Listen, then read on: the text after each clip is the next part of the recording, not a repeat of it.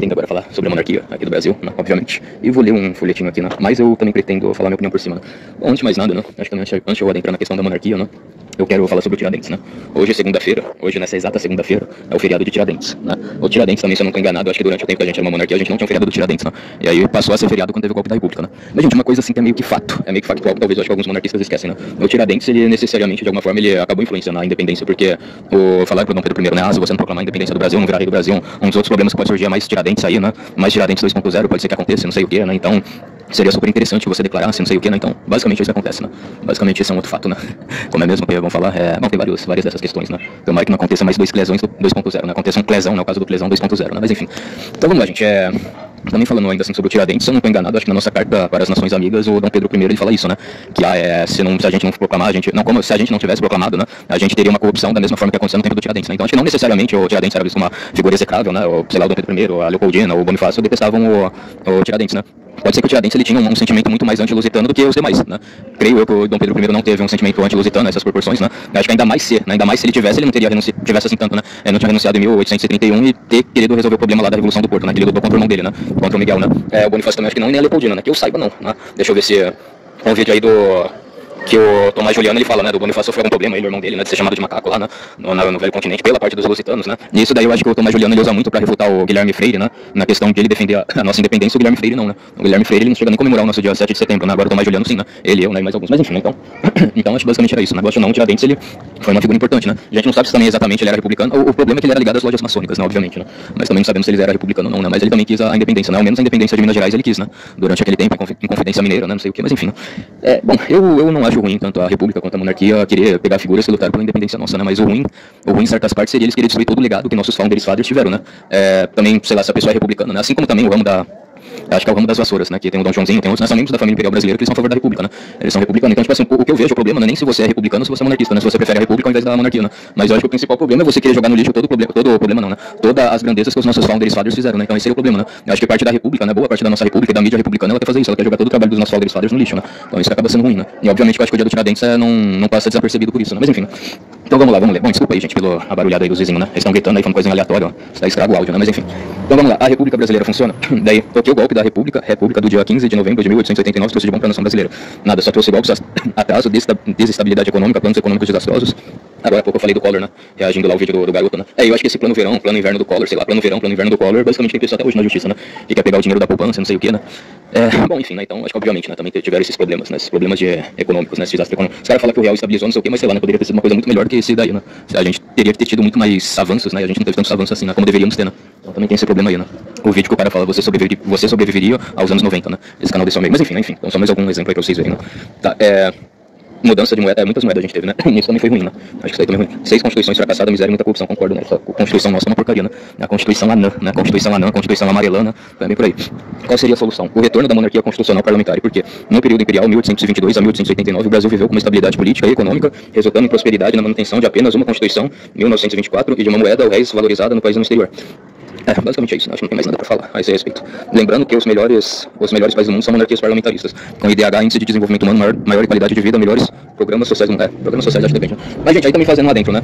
A gente teve a nossa Constituição Imperial de 1824, semi-ortogada, né? Uma Constituição semi-ortogada, acho que a maioria dos textos bases dos próprios parlamentares que sancionaram, né? Só uma outra coisa que ele foi lá, né? Deu uma outra mudadinha, né? No texto base pra terminar e pra finalizar, né? Enfim, pra não deixar em aberto, né? E, sei lá, vai 1824 até 1830, eu acho que a gente teve um sistema meio que semi-absolutista, né? Durante esse tempo, mas nossa, essa Kátia aí gritem, pelo amor. Mas enfim, né? Tá, mas como funcionaria uma monarquia parlamentarista constitucional? O povo vota por escolher o parlamento de deputados e senadores. Estes, por sua vez, escolhe o primeiro-ministro, chefe de governo, por maioria ou por coalizão. Acordo quando não tem a maioria, tá?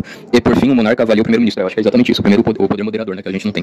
Porque realmente eu não acho certo esse tipo de coisa, né? O cara ele é um corrupto há 30 anos, ele não sai do governo, né? Ele só fica lá roubando, corrompendo mais ainda, fazendo peculato, improbidade administrativa, não sei o que, e o pessoal ainda acha que isso é uma normalidade do mundo, né? Enfim.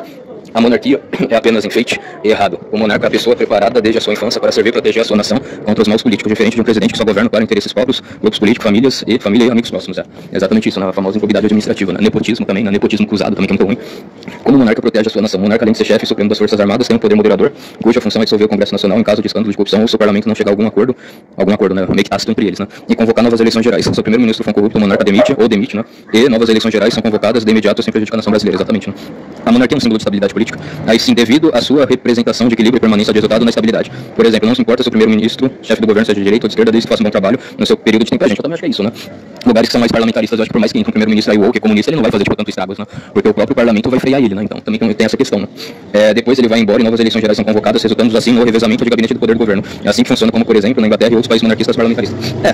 O Paulo Cox falou isso também, né, que o Partido Conservador lá na Inglaterra, sei lá, os caras parecem meio jujubinha, né, não quer mudança radical, não quer meio que bater de frente, só quer ficar, sei lá, pegando leve com algumas questões, aí tipo, sei lá, uma pessoa que é de direita, por exemplo, né, a pessoa que é de direita vai falar, nossa, esses conservadores estão muito mole, eu vou, sei lá, que eu vou ter que fazer, eu vou ter que votar logo num cara, sei lá, do Partido Trabalhador, do Partido Comunista, que fala fora burguês, mas ele vai lá e faz alguma coisa, né, ele não é tão mole, né, então acho que, infelizmente, esse é o problema também de alguns, né. Gente, eu não sei, eu sou mais de direita, né, conservador, monarquista, não sei, mas às vezes o poder ser revisado, ok, né, é revisado de uma vez a outra vez a outra, né.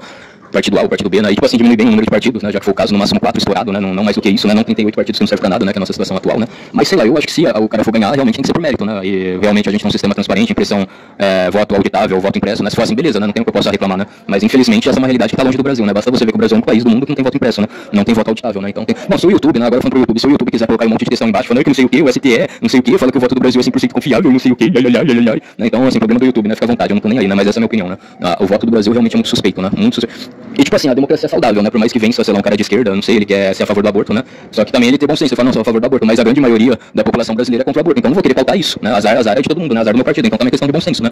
Eu acho que também não é muito bom aplicável ele querer pautar e sancionar muitas coisas que vão gerar um mal-estar social imenso, né? Imenso, enorme e sem necessidade, né? E obviamente, né? Não é porque um cara de esquerda tá lá que eu também não vou me manifestar e eventualmente eu não vou falar coisas que eu quero que sejam vetadas, né? Eu quero que não vá mais pra frente, né? Não sei, a carteirinha da Uni, né? A gratuidade da carteirinha da Uni, que infelizmente é advogado, não é porque eu sou de direita, né? E sei lá, então um presidente de esquerda que eu não vou manifestar ao contrário, eu vou falar, tem que acabar, que eu não quero que meu dinheiro vá pra Uni, eu não sou obrigado a dar dinheiro pra Uni, né? O problema da Uni, a Uni que se vira, a Uni que vai procurar patrocinadora onde ela quiser, mas não com o meu dinheiro, né? Então também tem essa questão, né? Enfim, nossa, as vizinhas gritem. Mas peraí, será que eu posso continuar? Acho que eu posso, né? A monarquia é cara para o contribuinte, né? O cara perguntou. Não se comparar com as despesas da República, os políticos, suas aposentadorias e ainda sustentar ex-presidentes ainda vivos com todo conforto. Isso daí eu também achei errado, né? Tipo, ex-presidente ganhar, tipo, 6 aposentadorias, né? Ex-presidente ganhar 6 aposentadorias é realmente algo muito, mas muito errado, do meu ponto de vista, né? Enfim, com todo conforto, a monarquia sai muito mais barata. Aqui o cara podia pôr uma vírgula, né? Ainda sustentar ex-presidentes ainda vivos com todo conforto, sim. Então, por causa disso, a monarquia sai muito mais barata se a gente colocar na ponta do lápis, né? Vamos assim dizer. Tá. Diga-se de passagem que sustentamos os ex-presidentes com todo conforto, incluindo causas sociais, segurança, salário vitalício, aposentadoria vitalícia, né? E outras regalias. Realmente é um verdadeiro absurdo o debate com a nação brasileira. Enquanto na Suécia, um país monarquista, um político não tem conforto. Vive em apartamentos funcionais, não tem acesso a, quiçá, auxílio somente seu salário e nada mais. Eu também acho isso, não concordo. Temos uma família imperial preparada para reger o Brasil, sim. É a família imperial dona das Vassouras. Gente, então é exatamente isso, né? As Vassouras e tem outra, né? Tem o Petrópolis, o ramo de Petrópolis. Se não tô enganado, acho que o ramo de Petrópolis eles são mais republicanos, né? Eles gostam da República, né? Eu acho que até o Dom Joãozinho também, né? Enfim. Ramo de Vassouras, os Orleans e Braganças, descendentes do Dom Pedro II e da sua filha, Princesa Isabel. Para conhecê-los, acesse o link abaixo, o caso imperial do Brasil, exato. Então, o Dom Bertrand, né, que inclusive já vi ele pessoalmente, né? O príncipe Dom Antônio, né, que infelizmente faleceu, foi dessa pra pior, e o príncipe Dom Rafael, né, filho de Dom Antônio, terceiro na linha sucessória. Bom, inclusive eu falei, né? Caso a gente tivesse a monarquia, né, e aí tinha a cerimônia de posse do Donald Trump, né? Acho que ou provavelmente o Dom Bertrand ia ou o Dom Rafael, né? Não sei se o Dom Bertrand ia, como é mesmo o nome, renunciar o governo, né? Lá para novembro de 2024, o Dom Rafael possivelmente ele ia ser empossado, vamos dizer assim, 1º de dezembro de 2024, né? Como a posse do Donald Trump foi aproximadamente dia 22 de janeiro, né? Dia 20 de janeiro de 2025, provavelmente acho que o Dom Rafael ia, né? Na cerimônia do Donald Trump, né? Mas enfim, né? Então, o Brasil tem solução, vamos restaurar a monarquia. E aqui ele faz alguns créditos, né? Alguns bônus, né? Ele fala algumas curiosidades que eu também vou ler pra vocês. Você sabia, a família imperial era abolicionista, não tinha escravos e sim empregados remunerados, exatamente, né? Bom, acho que também o Bonifácio, né? O Bonifácio ele escrevia lá os textos dele, as cartas dele, né? Mas o homem que puxava lá a folha pra ele escrever era um ex-escravo que ele foi abolicionado, né? Ele teve a carta de alforria dele, né? Ele era um escravo alforriado, né? Que ajudava o Bonifácio, né? Eu acho que essa era a única pessoa que vivia com o Bonifácio, né? Não sei se ele tinha uma empregada também, né? No próprio filme da Independência ou Morte, né? Acho que é um filme de 1972 mostra isso, né? Mas enfim. Tá, Dom Pedro II ajudou vários talentos, como Carlos Gomes, que tem a música bonita, né, o Guarani. Então, Carlos Gomes, ele também tem uma estátua dele do lado do mercado do Teatro Municipal aqui em São Paulo, né? Também legal a estátua. Os irmãos Rebouças e tantos outros talentos a estudarem no exterior, pagando do seu próprio bolso, sim. Dom Pedro II negava o parlamento aumentar o salário e foi assim por 49 anos. Depois disso, o golpe da República, em 1889, Marechal Deodoro triplicou seu salário, começando assim a desestabilidade econômica no país, certo? Bom, o Palácio do Catete também, que o Olavo de Carvalho ele falava muito, né? Que o Palácio Imperial ele era um palácio simples, normal, né? O palácio também lá o lugar, a casa, a residência da família imperial brasileira, né? Aí depois que veio a República, o Marechal Deodoro, os caras comprou, né? Aliás, eu falei isso na live do Marins também, né? Sobre o Palácio do Catete, né? Lá no Rio de Janeiro. E parece que eles compraram até de um visconde, né? Eles compraram esse palácio de um visconde e quiseram viver no bem no melhor, né? Numa residência mais luxuosa que eles poderiam comprar, né? Enfim, então tem essa questão também. Enfim. A princesa Isabel ajudou todos os movimentos abolicionistas e já estava preparada para reinar, sim, concordo.